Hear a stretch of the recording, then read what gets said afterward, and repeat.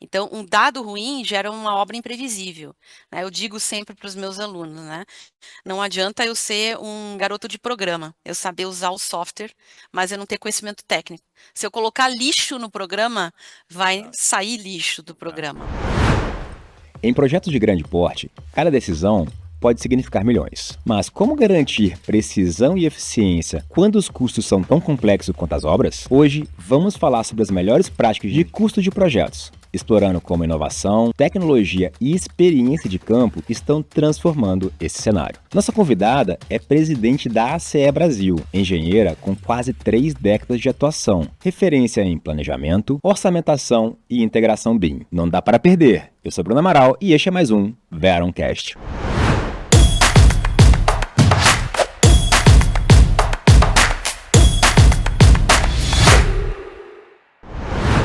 Esta conversa tem o apoio da Verum Institute. Com nossas trilhas de formação, você obtém conhecimentos que vão além da teoria, conectando na prática o que há de mais inovador na indústria da engenharia e construção. O próximo passo da sua carreira te espera na Verum Institute. Seja muito bem-vindo ao Veroncast, o podcast da Verum, que vem falar sobre inovação, melhores práticas em projetos e, sobretudo, como alavancar bons resultados. Eu sou Bruno Amaral e hoje eu não tenho meu parceiro Gustavo Roberti, mas fui muito bem substituído pelo Felipe Amaral. Primo, parabéns, cara, teve fantásticos episódios, gostei pra caramba. Pena que hoje não tem toquinho, né, Gustavo? Toque aí. E aí, gente, pessoal, hoje tem uma convidada super especial que esteve com a gente no Verum Connection deste ano. Então, se você é um entusiasta de custos em construção e engenharia, não pode perder esse episódio. A gente está com Inayara Marini. Inayara, que é uma referência nacional em gestão de custos e planejamento de projetos. Ela conta com mais de 29 anos de experiência na implementação de empreendimentos EPC e infraestrutura e obras complexas. É atual presidente da ACE, que inclusive teve um encontro fantástico agora no último mês de novembro, e certeza que tem boas práticas que a gente vai contar hoje nesse episódio, pessoal. Ela também possui a certificação CRK, Certified Remarkable Knowledge, pelo ISEC, e também é mestre em engenharia pela UFRGS e especialista BIM na Ziggurat. Ou seja, pessoal, a gente está hoje com uma das grandes especialistas em cursos do Brasil. E Nayara, um prazer estar com você. Muito obrigado pela sua agenda. Eu sei que ela é complexa, a gente estava comentando por aqui. Você que está aí em Curitiba, né? Seja muito bem-vindo ao nosso Veroncast. Muito obrigada, Bruno. Eu gostaria de agradecer, né, primeiro o convite, né, do Joel, do Felipe e da Verum, né? É um grande prazer poder participar do podcast da Verum, e poder conversar aqui um pouco com vocês, né, sobre temas tão relevantes aí no futuro da engenharia de custos, de planejamento e de gestão de projetos. Não, maravilha. E Nayara, você que construiu uma carreira sólida na engenharia de custos, e esse é um tema, né, dos mais sérios quando a gente fala em implantação de projetos, em que momento que você percebeu que a inovação seria, né, indispensável para projetos complexos, né? Que essa sua vasta experiência. Antes de eu falar um pouquinho da minha experiência, eu vou só fazer uma introdução rápida aqui sobre a CE, né? Porque no próprio evento da Verum que eu participei presencial, muitas pessoas não conheciam a CE, né? Então, a associação da CE, ela foi fundada lá em 1956 nos Estados Unidos e ela é a maior instituição de engenharia de custos do mundo.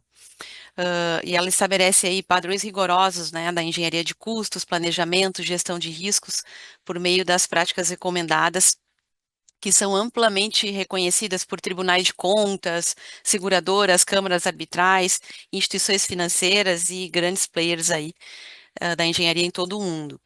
Bem, falando um pouquinho de mim, então, desde muito cedo, né, eu entendi que a inovação ela não é uma opção, né, ela é obrigatória, ela é uma condição fundamental aí para a gente entregar mega projetos de engenharia com maior eficiência. E a complexidade, né, ela sempre, ela puxa a inovação, né, algo que não tem como estar dissociado. Então, à medida aí que os empreendimentos crescem na escala, uma obra lá com 5.000 homens, né, de 14 bi, 15 bi, né, ela ela não consegue utilizar métodos tradicionais da engenharia de custos. Então, a inovação, para mim, ela acompanha aí a humanidade desde sempre, né? E na engenharia de custos isso não é diferente, né? Então, na minha carreira, eu vivi várias transições tecnológicas, né? Eu lembro bem, quando eu comecei minha carreira, eu era estagiária numa empresa em Porto Alegre, na Magna Engenharia, tinham 25 desenhistas copistas na prancheta, né? Era no nanquim que eram desenhados os projetos. E eu lembro quando saiu o AutoCAD 11, né? Que Aham. foi assim foi uma mudança abrupta, né? Daqueles 29 profissionais, eu acho que ficaram 5 na companhia, né? Os que aprenderam a mexer no AutoCAD 11. Eu fui uma delas, então eu sempre fui uma entusiasta de inovação tecnológica. Depois veio o BIM, né, que eu fui para a sala de aula lá com 40 e poucos anos, não vou falar minha idade aí, eu fui para Portugal fazer um curso de BIM, né, e aí, poxa, eu já tinha lá 20 e tantos anos de experiência na minha carreira, mas em BIM, naquela época, o estagiário sabia mais que eu, né? E eu fui para Portugal aprender, não me importei com a minha idade, né? E eu estou aqui para aprender e para somar. Depois eu incorporei as metodologias AWP e EVM, né? E agora a gente está diante aí de uma nova fronteira com IA, né? Com a inteligência artificial.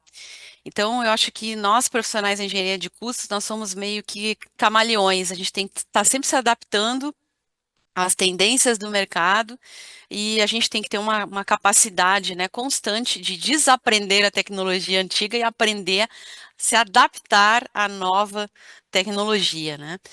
Então, é importante destacar também aqui, né, que não existe uma tecnologia hoje ainda que substitua o conhecimento de obra, todo o background que a gente tem acumulado de experiência em projetos, experiência prática em obras, né? Então, os softwares, os métodos e aplicativos são ferramentas aí magníficas para fazer o nosso trabalho braçal. Né, mas elas têm que vir acompanhadas, né, com o repertório aí da experiência técnica, o filtro, o olho clínico, né, do engenheiro que trabalhou anos em obra e sabe que às vezes aquele resultado não está correto, né, tem que ser refazer o cálculo, né, refazer a equação muitas vezes, né.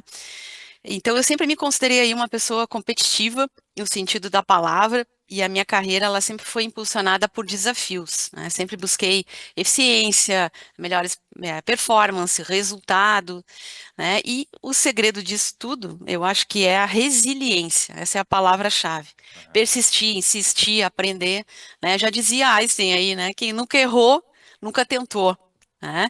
E quando a gente começa a falar de inovação, a gente cai, levanta, cai, levanta, cai, levanta e vai aprendendo. Cada Uhum. projeto a gente tem um aprendizado aí, né? Então eu comparo aí a engenharia de custos, né? Eu comparo muito a maratona, né? Eu já fui maratonista e você não sai do quilômetro 1 para o 42.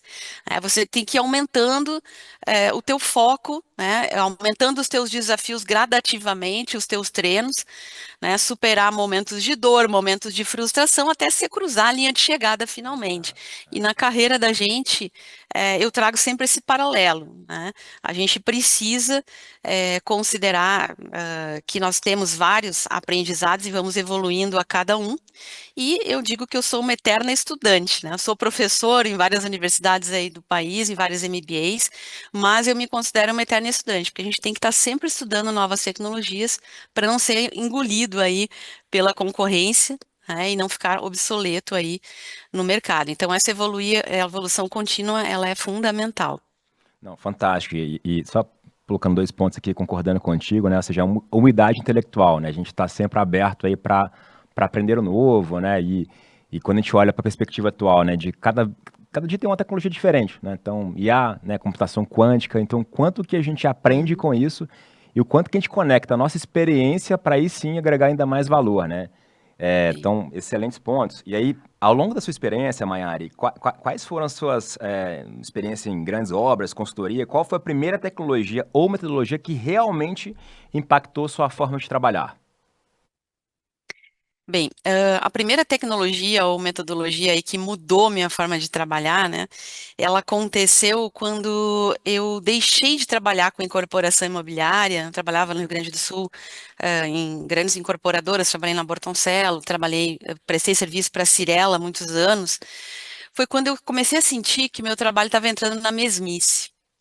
Eu não tinha mais desafio, e como eu falei na primeira pergunta que você fez, a minha carreira, meu combustível é desafio, né?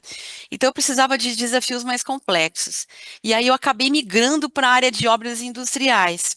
E foi aí que eu descobri um ambiente totalmente diferente, onde o bom planejamento, né, ele não apenas é importante, mas como ele determina quem ganha aquele certame, aquela obra, aquela concorrência.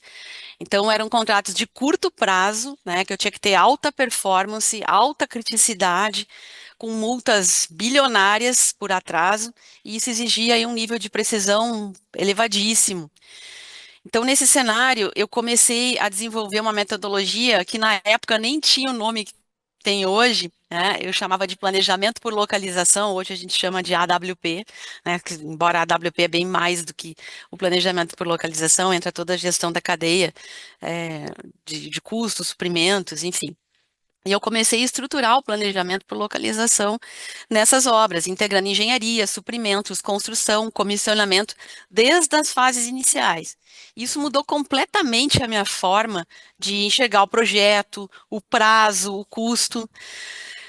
Eu pensava assim, poxa, por que que eu quantifico, né, em separado lá por pavimento na hora de quantificar um projeto, e depois eu somo tudo numa planilha burra de Excel, né, que não faz sentido nenhum, porque eu executo a alvenaria do segundo andar no momento e a alvenaria do 18º em outro. Então, essa planilha, ela serve para orçar rápido, em uma semana, somando todos os Uhum, quantitativos, mas ela não serve para nada para gerenciar uma obra, uhum.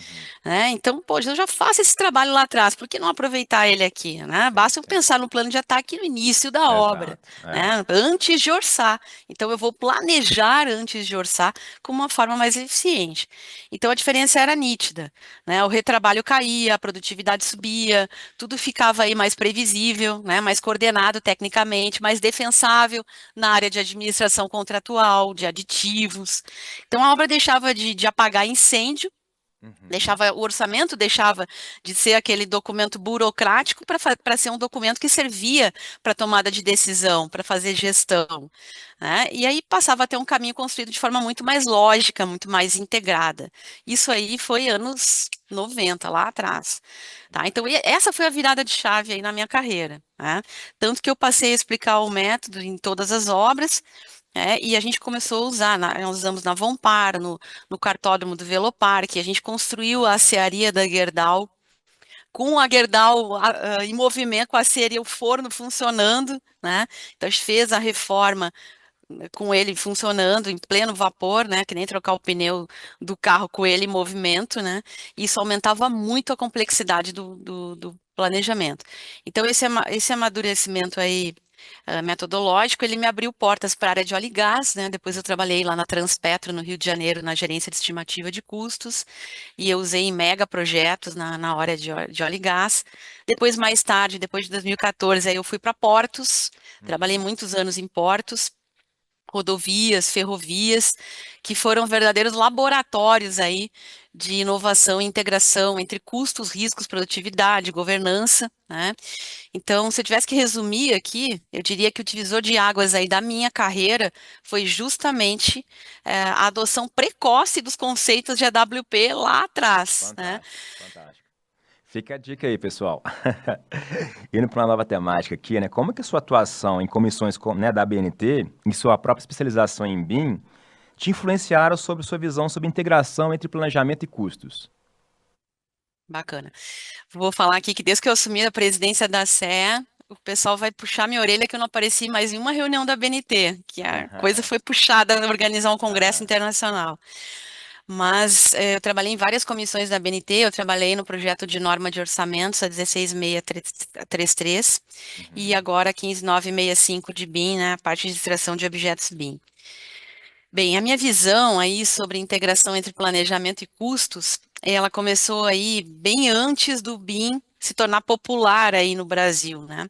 Quando eu fiz a minha dissertação de mestrado lá na URGS, no NORI, eu uni softwares comerciais, praticamente criei um ERP integrado, justamente porque eu já sentia essa necessidade lá atrás de conectar informações de um projeto, né?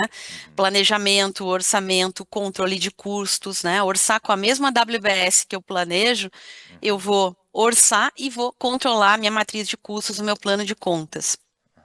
E eu implantei ERP em várias construtoras do mercado, do zero, né? Desde fazer o banco de dados, banco de insumos, composições, o banco de suprimentos para integrar com orçamentos, em muitas empresas, né? Então foi um ponto forte aí da minha carreira, essa descoberta aí durante o mestrado lá da URGS.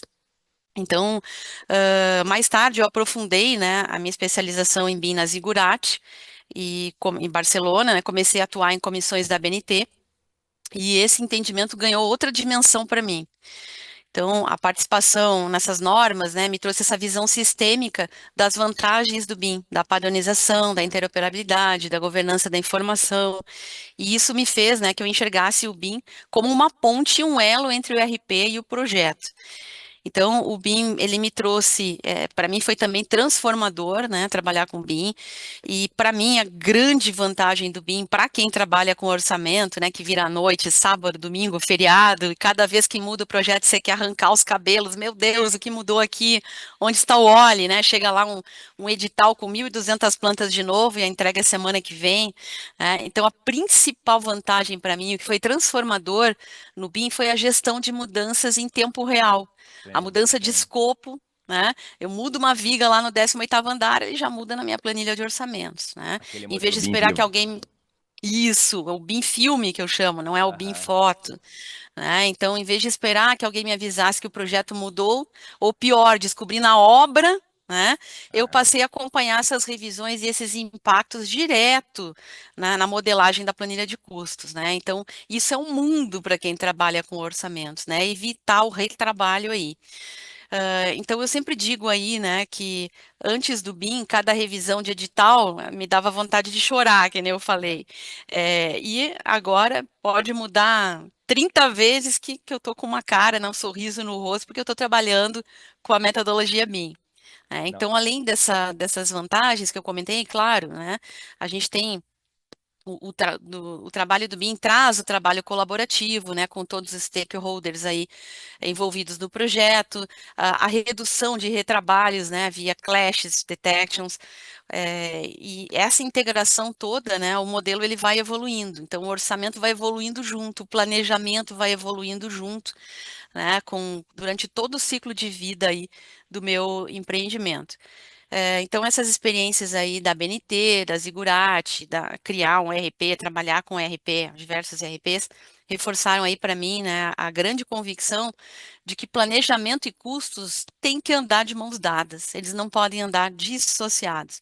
A engenharia moderna, ela exige um fluxo único da informação. Uhum. A rastreabilidade, método de governança e o BIM, quando ele realmente é integrado, né, ele eleva tudo isso a um patamar muito mais alto. Garantir aderência, planejamento e controle, né? E assertividade na tomada de decisão, né? Porque senão a gente fica doido no projeto. Ah, mudou o quê? Como é que está a solicitação de mudança de escopo, né? Que você trouxe muito bem. Como é que está o nosso baseline de projeto? Está dentro previsto, está dentro previsto? Para onde que vai? Então, acho que a gente consegue trazer ali melhor previsibilidade. E aí, pegando E, nessa... e, Pode falar, perdão, Isso, perdão? desculpa. E as simulações, né, de técnicas Exato. Para construtivas. Ah, onde o que que vai é o mais projeto? barato? Aqui eu utilizar um concreto em loco, vou usar um pré-moldado. Ah, não, vou fazer o prédio todo em estrutura metálica. Não, para aí, eu vou combinar aqui um tilt-up com estrutura metálica. Poxa, isso aqui cheguei no custo ótimo, tá no prazo que o cliente quer e no menor custo, né? Então, isso é fantástico no BIM. E se não está integrado, né? Como é que você faz a atualização de forma rápida, né? Aí, coitado da Exato, equipe de, nossa. de, de orçamento para garantir depois essa conexão. Olhando agora um pouco para os desafios, né, que você enfrentou em campo, quais foram as principais barreiras culturais ou até mesmo técnicas, né, que você, né, teve ao longo da sua experiência que dificultam a implementação dessas boas práticas? Bem, quando a gente olha aí para a inovação no Brasil, né? Depois até no final eu faço um comparativo aqui, Brasil e Alemanha, mas assim, falando de Brasil, né? Especialmente em megaprojetos, o maior desafio não é a tecnologia, é a cultura. Uhum. Tá? Infelizmente. A cultura, né? Assim, são três barreiras muito claras para mim. A primeira é a resistência à mudança. Uhum. Porque o profissional ele tem aquele apego à mesmice. Eu sempre fiz assim, aquela síndrome de Gabriela, né, que eu chamo, Uhum. né? Eu nasci assim, você sempre assim. E esse pensamento ele trava processos, né? Então muitas vezes você vai implantar um RP, uma nova tecnologia, até mesmo BIM. E aí você tem aquele profissional que domina aquela metodologia antiga dele e ele começa a minar o processo, a minar a ferramenta, né, a jogar contra. Então, a decisão tem que ser de cima para baixo, né, top-down, mas você tem que vender essa ideia para o teu time. Então, muitas equipes têm medo de testar o novo, né, porque acham que a inovação é um risco, que ele vai perder o cargo dele, né, quando na verdade o risco maior é ele continuar trabalhando com a baixa produtividade e previsibilidade que ele trabalhava antigamente, né. E a segunda barreira é a falta de integração entre essas áreas, né? A engenharia, suprimentos, planejamento e o campo tem que conversar com a área de orçamentos. É o ciclo PDCA, né, onde Uhum. o control, o check é a parte mais importante, retroalimentar o processo, o banco de dados de orçamentos, né, com o que que mudou? Aqui teve uma perda maior nesse insumo. O campo tem que passar isso, né, para a área de orçamentos. Então, quando as empresas trabalham com feudos, cada área não se comunica com a outra área, né? Existe muito, né? A gente brinca que o orçamentista é o patinho feio da construtora sempre. Sempre a culpa é do orçamentista. Mas na verdade não é. Se a gente trabalhar integrado, e dividir responsabilidades, o orçamento vai ser muito mais assertivo. Trocar Uhum. experiências com a obra, né? Então, trabalhar com feudos, com equipes isoladas, inviabiliza qualquer metodologia avançada. Você pode pegar o melhor software, a melhor metodologia, sem integração não existe BIM de verdade, não existe AWP, não existe gestão de riscos com qualidade, né? Então a informação não flui, né? E sem fluxo não existe inovação, tá? E o terceiro e último é a pouca valorização do dado, né? A gente tem uma cultura brasileira que depende muito da experiência individual e pouco ainda em dados estruturados, Uhum. que só em mega projetos, né, com experiência, a gente não vai conseguir se sustentar só uma experiência baseada em método empírico, né, não sustenta a decisão. Então, um dado ruim gera uma obra imprevisível, né? Eu digo sempre para os meus alunos, né? Não adianta eu ser um garoto de programa, eu saber usar o software, mas eu não ter conhecimento técnico. Se eu colocar lixo no programa, vai Exato. sair lixo do É. programa, tá? Então, assim, para fechar aí, do ponto de vista técnico, a gente também enfrenta algumas limitações, né? Falta de padronização, baixa qualidade do projeto, ausência de processo para gestão de mudanças, né? E quando a base não está sólida, a nossa fundação ali, qualquer metodologia avançada vai virar apenas uma ferramenta bonitinha, tá? Então, ao longo da minha carreira, eu aprendi isso, né? Que a mudança ela vai começar por duas coisas, né? A capacitação e o exemplo da liderança, Uau, né? que Então, quando legal. a liderança incorpora essas boas práticas, mostra cases em outros concorrentes, benchmarking, né? Mostra valor, aí o time segue, né? Eu já vivi isso aí na prática em obras industriais, em óleo e gás, em infra, né? Em megaprojetos de infra. Então, quando o processo é bom e a gestão é séria, a inovação ela é natural, ela flui, né? Ela rompe barreiras no time, né? Então, resumo, o desafio não é só a tecnologia, é a cultura, né? Mudar a cultura leva tempo, né? Exato. Não adianta vir goela abaixo, de cima para baixo da alta direção. O time precisa comprar a ideia, tá? Então, vale muito a pena, né? Quando a gente consegue vender essa ideia para o time e disseminar isso na organização. E a importância, a gente está falando de boas práticas, você falou, né, por exemplo, do AWP e do BIM, que isso não vai acontecer ali na sorte, né, a gestão da mudança, né? Então, existem boas práticas, existe, né, por exemplo, né, gestão de mudança, que você vai gerenciar essa mudança ser implementada, né? E aí você trouxe bons exemplos, né? Se a gente não olhar para isso de forma estruturada, vai ser sorte.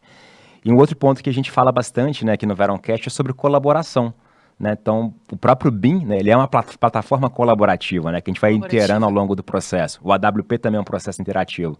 Então, essa visão encilada, né, que você trouxe muito bem, né, que hoje, né, sobretudo na visão de engenharia, procurement e construção, né, como que a gente traz colaboração, trazendo alinhamentos de objetivos para uma melhor implementação no projeto. Então, fantástico. Indo agora para uma outra temática, né? Então a gente falou sobre boas práticas, falamos sobre desafios, mas agora eu queria aprofundar numa outra temática que você também é especialista, né? Que é educação. Você hoje, né, como uma forte atuação, né, em educação executiva e MBAs, como que essa experiência, né, com os alunos, né, e também esse autoaprendizado também, né, que você trouxe, te ajuda a levar mais inovação, né, e implementação dessas boas práticas no Brasil? Bem, a sala de aula, para mim, ela é um verdadeiro laboratório, né? É um ambiente onde a inovação ela vai acontecer ali de forma natural, porque você tem um público muito heterogêneo na sala de aula, né? E ali você tem um grande intercâmbio entre professores e alunos, né? E entre os próprios alunos.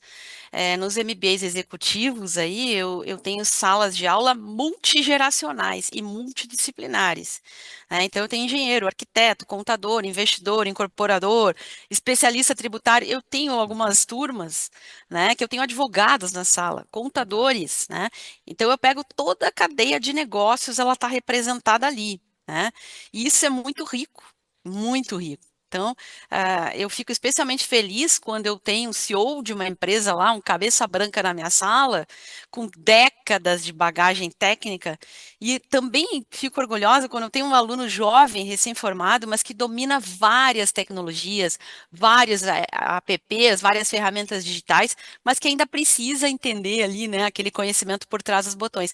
Então, essa troca, ela é muito poderosa, né? Os alunos, eles trazem aí cases reais, problemas complexos para a sala de aula, situações que viveram em campo. Eu também, né, combino com a minha vivência prática, meus aprendizados em cada projeto, em cada obra, né? Essas consultorias também que eu trabalho, nas arbitragens também que eu já participei. E aí, juntos, a gente consegue aí conectar essa experiência com inovação, né? Então, ali surgem soluções, ideias, novas práticas. Já surgiram várias startups na minha aula, né? Eu fico muito orgulhosa quando eu tenho um aluno que chega presidente de uma empresa ou monta uma startup. Então, é muito bacana, né? Muito rico isso, né?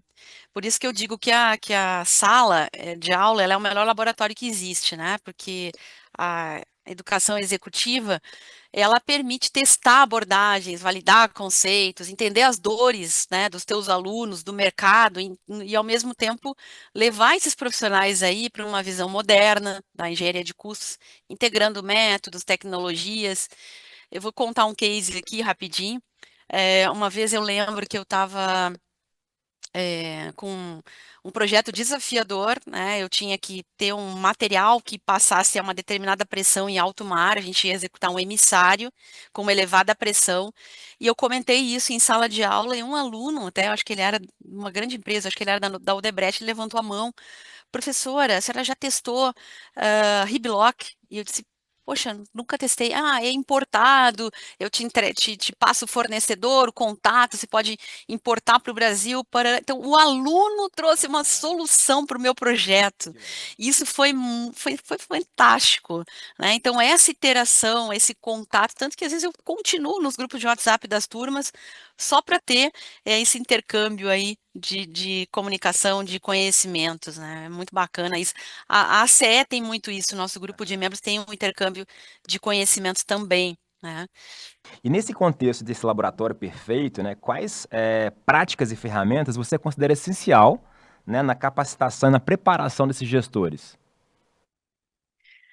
Bem, para preparar aí gestores, né, para projetos complexos, eu sempre começo pelo hands-on, pelo básico, né? Porque a gente tem na sala de aula um público muito heterogêneo, né? Então, elaborar um orçamento com software especializado, tirar o meu aluno do Excel para um software especialista, né? Construir composições, saber fazer uma composição de custo de um serviço que não existe em nenhuma referência bibliográfica, não tem na tabela de preço do Cicro, do Sinap, que são tabelas de preço de obra pública, fazer essas composições próprias com o DNA da sua empresa, calcular os quantitativos aí alinhados com critério de medição, que são as regras, né? Quem é o meu contratante? Ele tem um critério de medição próprio. Ou eu vou financiar a obra com a Caixa, tenho que usar o SINAP, né?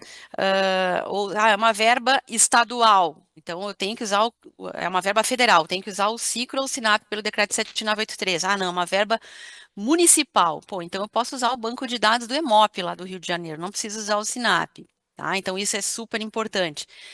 Aprender a trabalhar, a calcular as leis sociais, né, da mão de obra, aprender a calcular o custo horário de equipamento. Tem aluno que chega sem base no pós-graduação, que a matéria de orçamentos, infelizmente, ela não é obrigatória em todas as universidades, né? Nas universidades públicas, ela é opcional.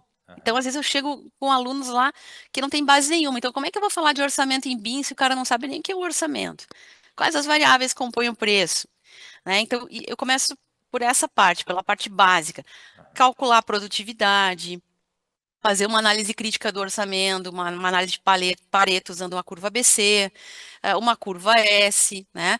E a estruturação sólida das bases de dados da empresa. Eu começo por aí. Mas também eu não posso deixar aquele nivelar a régua por baixo. Se eu tenho aquele aluno, né, que é um conhecimento avançado, um CEO de uma empresa, né? Então, antes de começar a aula, eu aplico quizzes, né? Faço o diagnóstico, uso gamificações também nas minhas aulas, aí eu vejo o nível da turma e aplico ferramentas, como a sala de aula invertida, eu faço gamificações em aula, né? Eu simulo uma licitação com os trabalhos em grupos para ver o grupo que ganhou. Aí a gente pega, analisa, pô, o cara que perdeu, né? Por que que ele perdeu? Por que que o preço dele está alto? Né? Qual foi o problema no orçamento dele?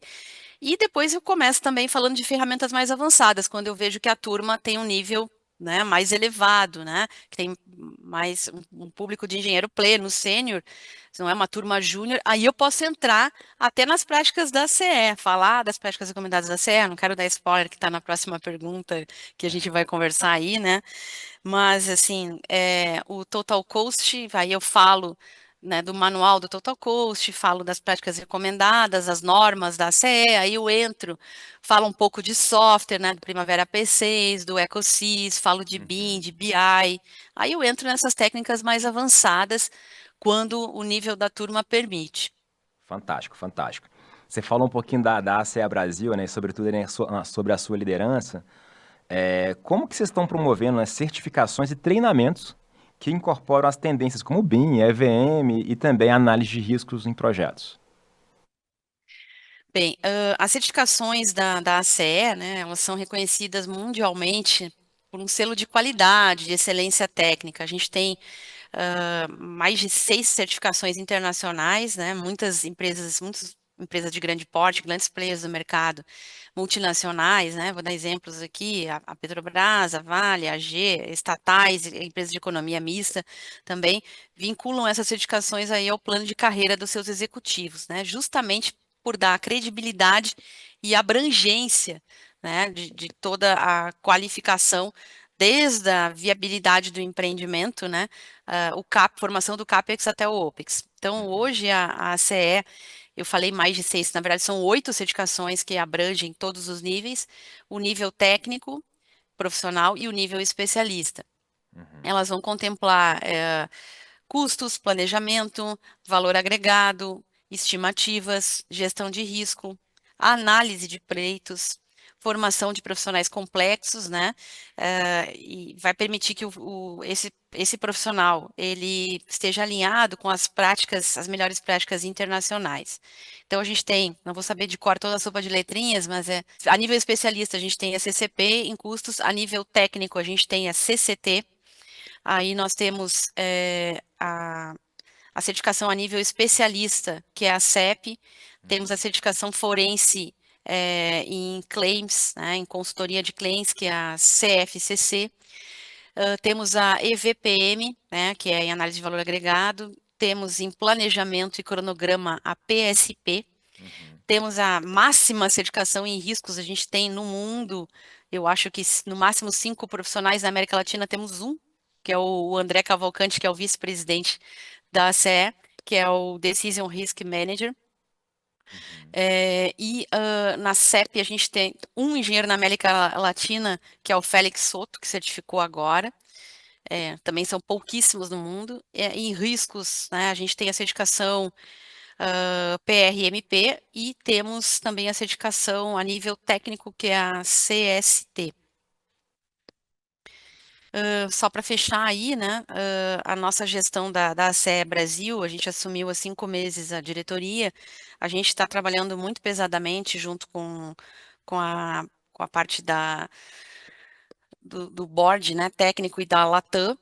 A Latam é a região 10, né, que pega toda a América Latina. A gente está trabalhando muito forte para traduzir todas as práticas recomendadas e esse acervo da CE para o português, né, porque a gente tem ainda a barreira da língua, né, aqui no Brasil, que a gente ainda tem aí 80% da população que tem a barreira da língua e as provas são todas feitas em inglês. Então, nós estamos tentando viabilizar isso. E além dessas certificações, nós promovemos treinamentos, workshops, eventos técnicos, né, que incorporam modelos matemáticos, curva de tendências, métodos consagrados aí dentro da engenharia de custos, planejamento, administração contratual, que eu vou falar depois, né, que essas ações que nós promovemos, elas têm diversos encontros no ano e um grande encontro que a gente faz no final do ano. E, além disso, né, da gente tentar viabilizar as provas e as certificações em português, a gente também está tentando fazer a aprovação de 60 documentos que nós já traduzimos para o português com o board lá dos Estados Unidos, para poder compartilhar isso para toda a nossa comunidade técnica da área da engenharia de custos. Não, fantástico. Até aproveitando, né, para quem quer fazer parte da ACE, como que o pessoal poderia fazer parte, Yanara? E eu vou colocar um link depois no final aí para vocês, Tá. um link para o pessoal se cadastrar, né, se filiar à ACE, é no site da CE International lá dos Estados Unidos, né, que você faz a filiação, pode ser um membro individual ou você pode Uhum. ser um membro corporativo, né, existem daí preços diferenciados pela escala, né, ser empresa ou ser um membro individual. E aí você tem acesso a todo o acervo da CE, que são mais de 6.000 Fantástico. artigos, Muito normas. conhecimento, né? Muito conhecimento para o pessoal explorar e poder praticar, né? Então, até pedir depois para a produção ver se pode colocar para a gente aqui no, né, junto, que bacana, parabéns. E Obrigada. você falou de um evento, né? A gente teve agora recente, inclusive a Veron Partners participou com vocês, né? O Thiago Mariano representando a Veron. Queria que você contasse um pouquinho nesse encontro anual que a ACE promoveu. O que foi discutido? Quais foram as principais tendências, né? O que os executivos trouxeram para esse mercado sobre a temática de engenharia de custos? Então, o nosso evento, foram praticamente 2 dias de imersão total em inovação, né? A gente falou muito sobre inteligência artificial, o uso da inteligência artificial, né, nas metodologias de engenharia de custos, né, em perícias, na parte de administração contratual, falamos também em planejamento, em orçamento. Também comentamos bastante sobre reforma tributária, foi um dos carros-chefes do evento, né? Porque a gente está Uhum. num mundo de volatilidade aí, o Brasil está passando por um período de transição com essa reforma tributária, alguns benefícios fiscais para a construção, principalmente na área de incorporação, estão caindo, como o RET, né? Entre outros, a desoneração, que agora vai ser a reoneração gradual, ano a ano. Discutimos essas tendências, né, e como que o profissional da engenharia de custos precisa estar preparado para essa transição, né, da reforma tributária e dessas mudanças dessas leis. Uhum. Então, nós trouxemos especialistas, nós trouxemos aí, foram 26 palestras, né, em dois Uhum. dias, 60 profissionais, né, experts na área de orçamento, planejamento, riscos, na área tributária, na área de administração contratual também, que vieram também 5 painéis internacionais que nós trouxemos, né? Inclusive o CEO da sede dos Estados Unidos, o presidente atual e o presidente eleito, que vai assumir em 2026, palestrou. O Félix Soto também veio do Peru, né? Falar da técnica de Major Mind para fazer análise de cronograma. Também veio o João Dias, de Portugal, né, também falou de uso de inteligência artificial em planejamento numa obra da Cetenco, na Bahia, um case Uhum. real, foi muito interessante, falou junto com a Fernanda Campelo. tiveram vários painéis, né? O Thiago participou com a gente, né, da Verum, no painel de saneamento, Fantástico. muito interessante sobre modelagem de CAPEX para saneamento. Aham. Tivemos um painel de modelagem de CAPEX para concessões de rodovias também, com E o grandes que te mais players aí. marcou, assim, pegando assim do que basta. Eu tava, né, vendo a pauta, assim, muito conteúdo interessante, mas o que para você ele te mais marcou de conteúdo? Eu acredito. Bom, eu não posso, como presidente, eu não posso, como tinham vários patrocinadores, eu tenho que cuidar o que eu falo aqui, né? Porque todos os painéis foram um excelente nível técnico, tá, Bruno? Porque a gente teve uma curadoria técnica Fantástica, né? impecável aí, feita pelo Jonas Pontilho, que inclusive ele é engenheiro da Marinha do Brasil e está conosco na diretoria. Ele nos ajudou demais nessa moderação, nessa curadoria. Então, a gente não teve nenhum painel comercial, digamos assim. Todos os Tá, painéis tinha um conteúdo técnico de altíssimo nível, né, fantástico. e ferramentas de ponta sendo utilizadas ali. Teve um painel que fala das práticas recomendadas da CE, que ele fez um overview de todas as Ah, práticas recomendadas da CE que são usadas pela perícia e pelos órgãos de controle, aham. né, pelo Tribunal de Contas, que foi bem interessante. Foi uma mesa redonda com 4 profissionais, três da área do direito e uma da área da engenharia, que foi um bate-bola bem interessante sobre a aderência das práticas recomendadas para perícias, para claims, para Aham. aditivos, para administração contratual, mas todos foram muito bacanas, Legal, assim, legal. todos os painéis.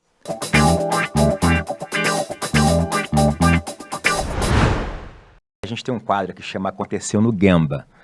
E no Gemba, pra gente, é um local sagrado, ou seja, aquele local ali que as coisas de fato executam, né?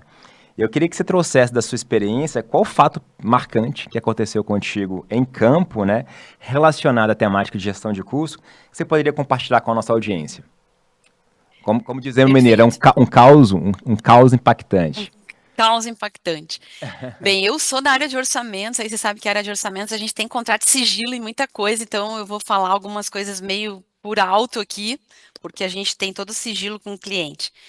Mas foi um projeto que me impactou muito, que é de domínio público aí, foi a Ponte Salvador Itaparica, né? Porque além dela pegar a transição da lei de licitações, foi um pupurri de fatos fortuitos, força maior e tudo que tem direito, né? Porque a obra foi ganha antes da pandemia, pegou a mudança, a transição da Lei 8666 para 14133, né, a nova lei de licitações, e ainda aconteceu a pandemia para completar a história, né? Então, assim, ali realmente a gente teve que reinventar a roda, né, na gestão de custos, né? O que que aconteceu, né? O Covid-19 mudou tudo, né? Então a gente teve ali, ah, além da obra ser uma obra de alta complexidade, um projeto de 5 anos, né, que vai trabalhar lá com mais de 6 mil homens no canteiro. A gente teve que lidar com todo o problema de onerosidade excessiva de insumos, quebra de base negocial de preços, a distorção total da lei da oferta e da demanda de alguns insumos. E, além disso, o projeto era acompanhado pelo Tribunal de Contas da União, né? Uhum. Então, a pandemia, ela acabou com qualquer série histórica de qualquer construtora, em todos os segmentos que a gente possa Uhum. falar, até o próprio CUB. Se você Uhum. pegar a série histórica, né, do Sinduscom, né, então perdeu completamente a previsibilidade para os incorporadores, então foi tirar o chão deles, porque eles faziam Uhum. estimativas por índices, né? Então você tem que desprezar esses 2 anos de pandemia, porque tiveram insumos que subiram 200%. Então, Exato. imagina, fazer o reequilíbrio econômico-financeiro de uma obra desse porte, foi necessário aí fazer uma equação com 13 variáveis, devido à complexidade do cenário. Então, não tinha como simplesmente pegar o preço atual e retroagir para 2021 por um índice, porque nenhum índice da FGV servia, né, para esse Uhum. caso, tá? Então, o mercado viveu um comportamento totalmente Exato. fora Ruptura do, né, do, da cadeia do de padrão. fornecimento, né? Exato. E nessa linha, né, tem algum projeto crítico, eu não sei se é esse projeto, que você participou, acompanhou, que houve algum momento que a gestão de custos, né, ela precisou ser reinventada para ter sucesso no projeto? Sim, eu já vou para a segunda, só vou complementar aqui, porque eu não posso falar muito do primeiro projeto, mas eu vou citar outros dois antes de partir para a segunda aí, tá? Teve uma obra também que foi bem interessante contar, que foi o Porto de Mucuripe, lá em Fortaleza, que foi na época da Olimpíada, acho que foi, agora não me lembro se foi Copa Olimpíada. Então, era uma obra que quem ganhou foi uma empresa de São Paulo, que eu não posso falar o nome aqui, tá? E o desafio era ampliar o porto sem interromper a atracação de navios, tá? E aí tinha um fluxo muito intenso de cruzeiros internacionais, então foi realmente, a gente teve que fazer um planejamento minucioso. E o que aconteceu? A obra foi feita, a licitação, com uma sondagem muito antiga, e tipo assim, um furo de sondagem para uma área gigantesca, nem seguiu as normas da BNT. E aí, o que aconteceu? Apareceu rocha na perfuração da fundação. Então, a gente tinha um equipamento para perfurar aquele tipo de rocha que custava R$ 2.000 a hora. Imagina isso. Então, o caminho crítico do meu cronograma acabou virando a fundação. Então, com isso, eu tive que mudar totalmente a metodologia de orçamento. Eu tive que tirar todo o equipamento de dentro das composições e orçar ele por permanência. Porque esse equipamento tinha que sair de uma frente de serviço e não podia ter tempo ocioso. Ele já tinha que vir para outro, e para outro, e para outro. Porque o custo dele podia acabar, além dele estar no caminho crítico, ele acabaria com o projeto. Tá? Então, é um exemplo, né, de que, assim, fatos podem acontecer. E um outro exemplo que aconteceu, esse eu posso falar porque é público, no sentido que a obra já foi executada, quando eu estava na G. A gente estava orçando uma obra, a gente ganhou uma obra, que a fundação era toda em perfil W, né? Era perfil metálico W, e o que aconteceu? Guerra na Ucrânia. Aí você vai dizer, pô, Nayara, mas o que tem a ver uma guerra lá do outro lado com o Brasil? Tudo a ver, ferrou com o nosso projeto, né? Porque o que aconteceu? Foi que com o bombardeio das ferrovias lá da Europa, e o inverno rigoroso, houve uma escassez de aço.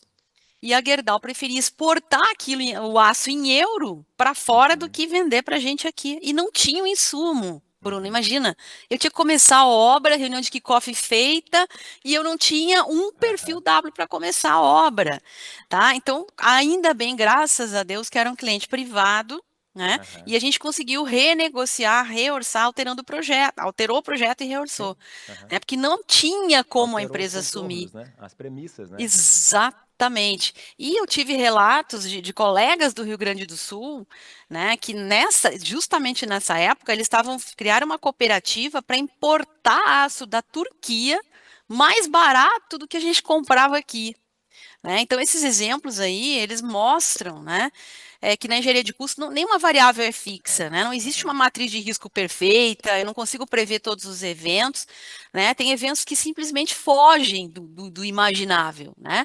E aí, quando isso acontece, eu tenho que mudar a metodologia, mudar o projeto, revisar a estratégia, ou seja, mudar tudo, né? E é o que você tem falou no começo, como. né? A importância de tudo estar integrado com o escopo de planejamento, porque como é que a gente faz isso rápido, né? Então, acho que assim, aí, metodologias, AWP, BIM, norma técnica, ajuda a suportar essas mudanças, né? Senão a gente fica doido. Suportar essas mudanças, né, Que em vão tempo acontecer, real. né? Que vão acontecer. Que vão, com certeza. E outra coisa, Bruno, antigamente, a antiga Lei 8666, ela tinha brechas na lei. Então, muita empresa usava o aditivo para consertar erro de orçamento. Tá? Só que isso não existe mais no mercado, gente. Agora tem a Lei 14.133, a lei das estatais, e aditivo é exclusividade de alteração de escopo. O aditivo só serve para alteração de escopo, ele não é para consertar erro de orçamento. Então, hoje, a gente não tem mais espaço para isso. Essas novas legislações, elas trouxeram visibilidade, transparência, responsabilidade, tá? Então, assim, tem um maior espaço hoje no mercado para o especialista em custos, em planejamento, né? Porque o mercado vai reconhecer agora, finalmente, a importância dessas áreas. Esses projetos críticos, eles mostram, né, que muitas vezes precisamos reinventar toda a gestão de custos para garantir a continuidade e a sobrevivência, né, daquele projeto, para ele se sustentar, né? Então, isso é muito importante. Não, ótimo. Acho que você acabou respondendo a minha pergunta de projeto crítico também, né? A gente falou aqui de 3 casos da importância de, assim, né, não, né, do planejamento em custos não ser um trilho, né, na verdade um direcionamento, e você vai ter que se reinventar conforme esses novos fatos vão acontecer. E aí, claro, você tem que ter uma boa gestão de mudança conectada ao seu escopo e planejamento para garantir essa integração, né? E indo um pouco agora, né, nessa linha de boas práticas, né, como que essas experiências têm influenciado sua liderança, né, na ACE Brasil e a sua visão sobre inovação? Bem, essas experiências práticas, né, elas influenciam aí muito diretamente na forma com que eu lidero aqui na CE e como eu enxergo, né, a inovação dentro da área da engenharia de custos, né? Que hoje aí nós temos um plano de trabalho de 2 anos, né, na presidência da ACE, um plano bem extenso e estruturado, e nós temos 5 comitês, existem já 5 comitês técnicos bem consolidados dentro da CE. O Comitê de Orçamento, Planejamento, Riscos, Administração Contratual e Disputas, né, que funcionam como um grupo de estudos para produção e conhecimento. E a gente está criando agora um comitê de inovação, né, para falar de inteligência artificial. E a gente convidou aí nada mais, nada menos para liderar o comitê de inovação, Guilherme Lima, né? Que legal. Que eu até gostaria que ele viesse para o próximo episódio aqui, autor do livro. Ao convite, hein? é, Convidado, Guilherme. o Joel conheceu ele, né? Ele é autor do livro O Uso de Inteligência Artificial para Gestão de Riscos, usando os princípios de Aristóteles, né? Olha que legal. Então, o Guilherme é o pai da IA aí, né?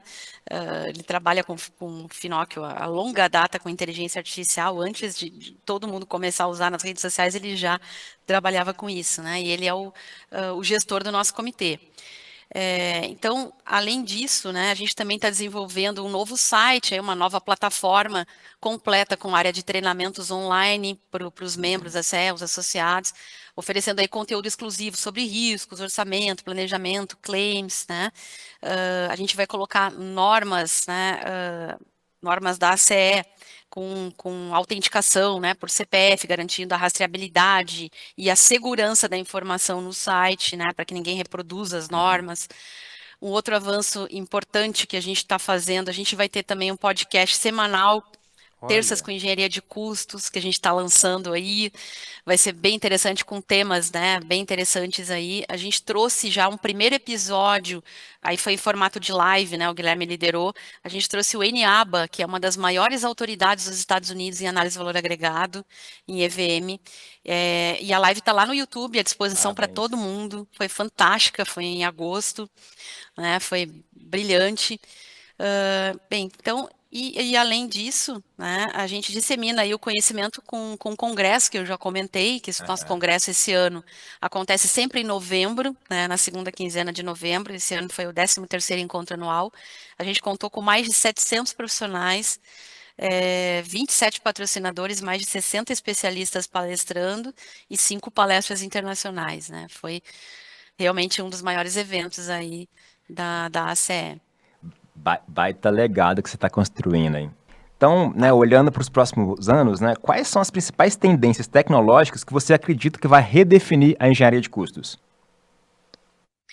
Bem, aqui eu vou puxar a brasa para o meu assado aqui, né? A ACE, ela tem um papel estratégico aí no desenvolvimento profissional, né, no nosso setor, conectando o Brasil com as melhores práticas internacionais em custo, planejamento, riscos, gerenciamento de projetos, administração contratual, inovação. E a nossa missão aí é apoiar, né, os engenheiros, os gestores, os consultores, os estudantes para atingir um novo padrão de excelência, seja por meio das nossas certificações, reconhecidas mundialmente, como em treinamento também estruturados e na disseminação contínua de conhecimento técnico aí na nossa comunidade. Para isso, a gente tem 3 grandes pilares, né? Eu costumo fazer um paralelo entre o PMBOK e o TCM, né? O TCM é o Total Cost Management. Então, o TCM ele é um guia. Ele é um guia onde a gente tem todo o corpo dorsal, né, a espinha dorsal de conhecimento, né, que ele linka todo o mapeamento de processos, todo o ciclo de vida de um ativo, desde o estudo de viabilidade, orçamento, para a formação do CAPEX até o OPEX do empreendimento. Então, ele não é apenas um método, né, ele é uma filosofia que integra toda a engenharia e o negócio, né, então, passando por todas essas áreas. Também pega toda a área contábil, fiscal, de gestão de custos, né, ajudando as empresas a migrar de uma visão contábil para uma visão, uma abordagem mais estratégica de engenharia de custos em si.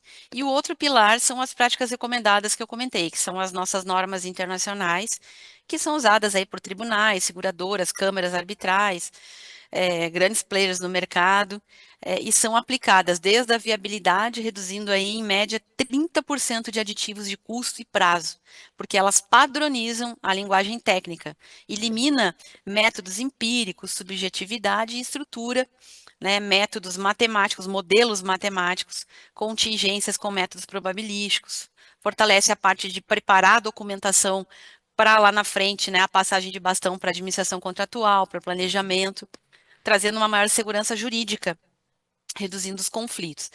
E esse processo de maturação técnica, né, ganha maior força com o nosso congresso, né, onde a gente, além das palestras e da capacitação, a gente promove uma troca de informações, né, muito grande, o network, fechamento de negócios.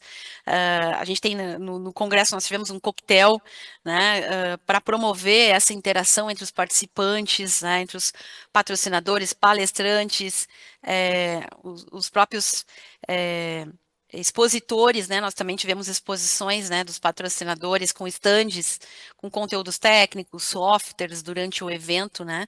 Então, a gente juntando tudo, né? O TCM, as certificações globais, a capacitação contínua e esses eventos de grande porte, a gente fortalece todo o nosso ecossistema técnico, né, padronizando e orientando aí, orientado por dados, né, porque nós produzimos dados confiáveis. Então, Uhum. até me perguntaram no evento da Vero, vocês já têm uma prática recomendada de IA?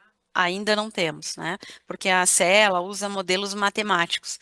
Então, Uhum. a gente está testando várias, né, Uhum. vários agentes de IA para orçamento, mas ainda, enquanto não Uhum. tiver 100% validado, a prática recomendada não nasce, ela só nasce sendo um Uhum. método consagrado, né? Mas já estamos implantando sim no nosso comitê de inovação. Pô, legal, fantástico. Muita coisa legal vindo por aí. Falando em coisa legal, né, em relação ao legado também, né, qual o legado que você espera deixar, né, para a comunidade técnica e para os profissionais que hoje estão entrando para o nosso mercado? Bem, o meu maior compromisso como presidente da ACE, né, é deixar um legado de maturidade técnica, de padronização, de visão global para a engenharia de custos do país, tá? Então, a gente está nesse período delicado, desafiador, vou chamar assim, que a gente está passando no Brasil, né, dessas mudanças profundas na nova reforma tributária, né, o BDI vai morrer, né, o método de calcular o BDI de uma obra, né, não que ele vai morrer, mas vai mudar totalmente a metodologia de cálculo do BDI, né, então vai exigir uma revisão completa da forma como a gente vai estruturar um orçamento, com que a gente vai calcular um reequilíbrio econômico-financeiro, como que a gente vai compor o BDI da nossa obra, né, seja pela transformação digital, que já reposiciona a nossa tomada de decisão aí com o apoio de IA, com automação, com análise avançada de dados.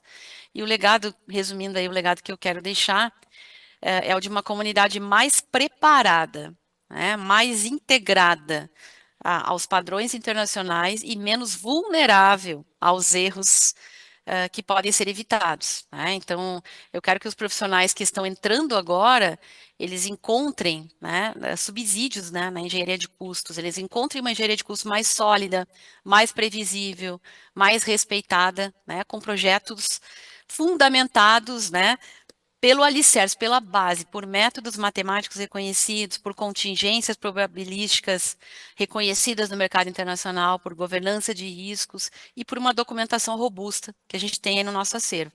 E também consolidar uma cultura permanente de capacitação. Eu, como educadora, né, Fantástico. além de ser consultora, engenheira, árbitra, eu também sou educadora. Então, a cultura de plantar sementinha, disseminar o conhecimento, inspirar pessoas na carreira, né? Então, a missão da CE é democratizar o conhecimento, né?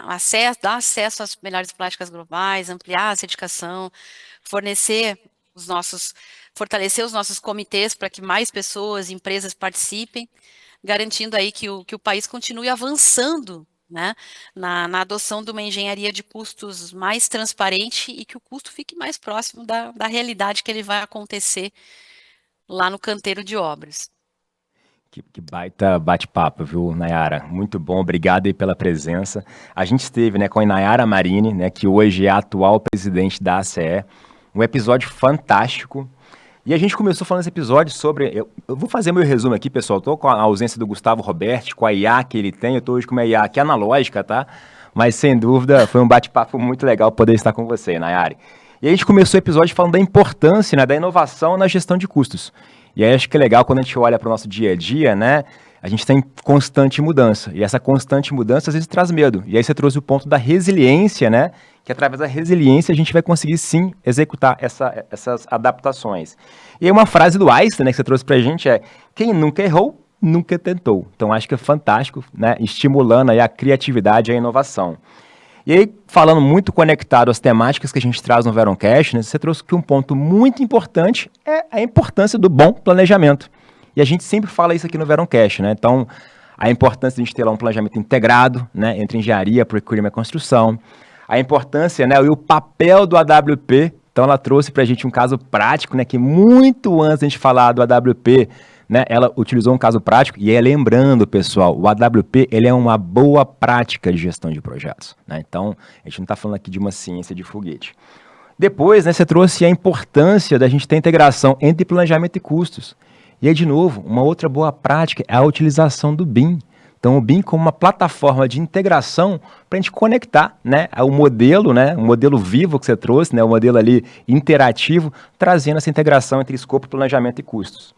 Um outro ponto, né, a gente falou em relação aos desafios, né, se a gente tem boas práticas, certeza que a gente vai ter desafios em implantação.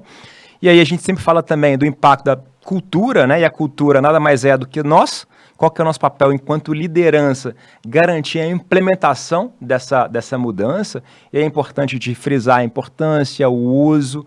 E um outro ponto que a gente falou é em relação à resistência à mudança. E essa resistência, muitas vezes, né, Nayara, é muito porque a gente não sabe o que vai ser impactado e a gente não está comprado com relação àquela mudança. Então, falar, exercitar, isso garante ali que a gente tenha a comprovação daquela mudança. E também o outro desafio que a gente tem é a visão encilada, né? Por muitas vezes tem lá a área de engenharia, área de planejamento, área de custos. E, na verdade, o que a gente tem que fazer é implementar o projeto. Trazer a implementação olhando o que é melhor para o projeto, pessoal. Independente se é bom para a engenharia, é bom para o fornecedor, é como que a gente consegue alinhar objetivos e garantir a melhor implantação. E um ponto, né, quando a gente fala de IA, como que a gente vai falar de IA se a gente não tem dados? Então, a valorização de uma boa estrutura de dados, pessoal. Então, a gente fazer o básico bem feito, né? Tem tudo ali a conexão com bom planejamento, com bons custos. O outro ponto que a gente trouxe, agora olhando para mais educação executiva, é a importância da sala de aula. Então, como que a sala de aula e a troca de experiências, né, inclusive você trouxe aqui uma boa prática que você adotou em um projeto, ela veio de discussão com o aluno. Então, essa troca, né, do conhecimento, do cabelo branco com as pessoas mais jovens, isso é primordial. Então, pessoal, vão para a sala de aula. E a gente falou também de um outro ponto, a importância da mão na massa, hands-on. Então, não adianta a gente ter só teoria se a gente não sabe como fazer. Então, entender ali quais são as boas práticas e como que a gente executa essa boa prática é de extrema importância, pessoal. E aí a gente trouxe um caso de acontecer no Gemba, que eu não sei se é a realidade de vocês, mas que são de fatos novos que acontecem em projetos. E a gente teve recentemente, né, a pandemia que causou uma disrupção nas nossas cadeias de fornecimento. E qualquer projeto, pessoal, sempre vai ter fato novo. Então, lembrando, se a gente não tem ali padronização e uso de boas práticas, acontecer mudança vai ser aquela sorte e aquele caos. Então, usar boa prática é recomendado. Falando de tendência, né, a gente falou um pouco sobre TCM, que é uma filosofia, né, um framework de gestão ponta a ponta de um ativo, trazendo ali muito mais previsibilidade e aderência aos custos. E aí, Yanara, obrigado, né, pela participação, eu passo, né, a palavra para você. E minha última pergunta é falar desse bate-papo que a gente teve, o que foi útil para você? Eu saio daqui com diversos aprendizados. Para mim foi incrível esse bate-papo com você, eu fui remetendo aqui uns projetos, lições aprendidas. Eu tive problema também na pandemia, que eu tive problema de falta de aço numa obra. Eu estava como gestor de suprimentos, e aí a gente estava faltando aço no canteiro. Então você imagina, numa construtora, faltando aço em canteiro. Então, eu volto agora para você, né? Palavra final. O que foi útil para você nesse episódio de hoje? Bem, na verdade, assim, eu queria primeiro agradecer muito a participação desse podcast. Já vou indicar para os meus alunos, né? Ótimo. Todos os MBAs aqui que eu leciono eu já vou indicar. Né? E acho que foi muito bacana, né? A gente trocar experiências, conversar aí sobre todas essas metodologias, esse período que o mercado está passando aí de transição, né? A gente conseguir conversar. E eu posso deixar uma mensagem aqui, final, para o nosso ouvinte. Então, eu queria agradecer aí a todos aí que nos acompanharam, né? E comentar aí que a CE, a gente está à disposição, né? Para recebê-los, né, como membros, participar da nossa comunidade técnica, participar do nosso congresso que acontece em novembro. Já coloquem na agenda aí, é sempre a segunda quinzena de novembro, né? E corram para comprar ingresso antecipado, porque sempre esgota na última hora, né?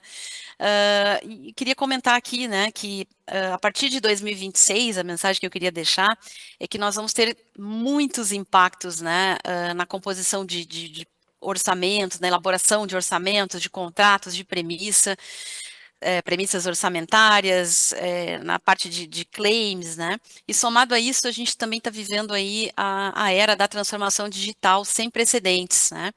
Então, a gente vai começar a usar análise preditiva, a gente vai começar a mapear cenários e dados tabelados, né? Então, a inteligência artificial é aplicada à perícia, automação, análise de disputas, a modelagem integrada de dados, a diagnósticos de improdutividades, causas de improdutividades, de atraso. Tudo isso vai redesenhar as nossas práticas, né, da engenharia de custos e vai fortalecer a engenharia de custos como ciência aí. E é justamente aí que a CE pode ajudar vocês, né? Que ela tem um papel essencial de preparar os profissionais para esse novo ciclo, né? Fortalecer a comunidade técnica, promover essas certificações de alto nível, criar ambientes de troca de conhecimento, né? De aprendizado contínuo, colaborativo e global. Então, pessoal, o futuro está chegando rápido, mas para nós, né? Se nós juntos conseguimos, como comunidade, atuar de forma integrada, nós temos todas as condições de liderar essa transformação. Obrigada por essa audiência, pessoal. Muito bom, pessoal. Quem faz junto, entrega diferente, né? Esse é o tema dessa temporada, né, Joel? Então, não poderia deixar de falar. Yanara, muito obrigado. Pessoal, muito obrigado, conteúdo fantástico. Manda aí nos comentários o que foi útil para você e quem você quer ver aqui nos próximos episódios. Já temos spoiler aqui que o Guilherme, quem sabe, será um dos próximos. Um abraço, nos vemos. Tchau, tchau. Este episódio contou com o apoio da Verum Institute. Quer ficar atualizado com os conceitos e práticas que estão revolucionando a indústria da construção? Conheça a nossa trilha de formação AWP. Estude com profissionais que são referências no setor e conquiste um certificado reconhecido internacionalmente. Acesse www.veruminstitute.com.br e garanta seu passaporte para essa jornada de conhecimento rumo ao sucesso profissional. O Verumcast é uma produção da Verum Partners e da Verum Institute. Este episódio contou com roteiro e produção de Joel Corsini, edição e pós-produção Grace Lisboa, logística Camila Ishikawa, marketing Valéria Trombini e Bruna Sanino. A Verum Partners e a Verum Institute estão no LinkedIn, YouTube, Instagram, Facebook, Spotify e nos principais agregadores de áudio. É só nos procurar e seguir a gente por lá. Até o próximo episódio.